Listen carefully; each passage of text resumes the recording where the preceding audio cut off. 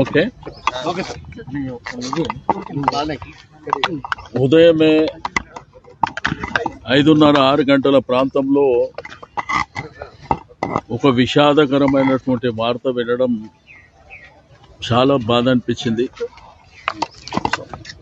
దివంగత నేత మరి సాయన్న గారు 40 సంవత్సరాల రాజకీయ చరిత్రలో అనేక సార్లు కంటోన్మెంట్ ప్రాంతానికి ప్రాతినిధ్యం వహించడం,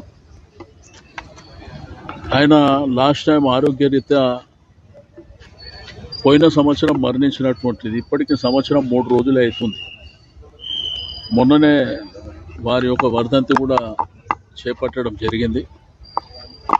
బట్ ఆ రోజుల్లో ఉన్న పరిస్థితుల్లో మరి మా పార్టీ అధ్యక్షుల వారు కేసీఆర్ గారు వారి కుటుంబానికి టికెట్ ఇవ్వాలన్నటువంటి ఉద్దేశంతోనే అమ్మాయికి టికెట్ ఇవ్వడం, అమ్మాయి కూడా మంచి మెజారిటీతో గెలవడం, అంటే కంటోన్మెంట్ ప్రజలు ఆ కుటుంబాన్ని, అక్కడ ఉన్నటువంటి కార్యకర్తలు ఆ కుటుంబాన్ని ఏ విధంగా గౌరవిస్తారో మనం చూసినాం.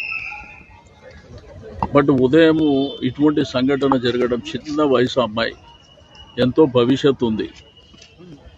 భవిష్యత్తులో మరి ప్రజలకు కానివ్వండి విశేషమైనటువంటి సేవలు అందించేటువంటి అవకాశం.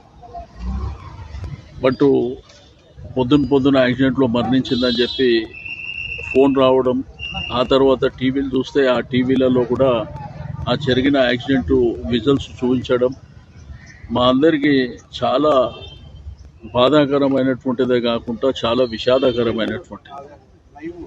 ఇటువంటి సంఘటన జరుగుతుందని చెప్పి మనం ఎవరం కూడా ఊహించినటువంటిది కాదు. బట్ విధిని మనం ఏం చేయలేం కాబట్టి మరి జరిగిన సంఘటన పట్ల మరి ఆ కుటుంబానికి మనము ధైర్యాన్ని ఇవ్వవలసినటువంటి అవసరం ఉన్నది. ఆ భగవంతుడు ఆ కుటుంబానికి అన్ని విధాలుగా ధైర్యాన్ని ప్రసాదించాలని కోరుకుంటూ మరి కొద్ది క్షణాల్లో డెడ్ బాడీ ఇక్కడికి రావడం జరుగుతుంది. పోస్ట్మార్టం నిమిత్తం వారి యొక్క స్వగృహమైనటువంటి అశోక్ నగర్ దోమలగూడ ప్రాంతానికి తీసుకువెళ్ళడం జరుగుతుంది.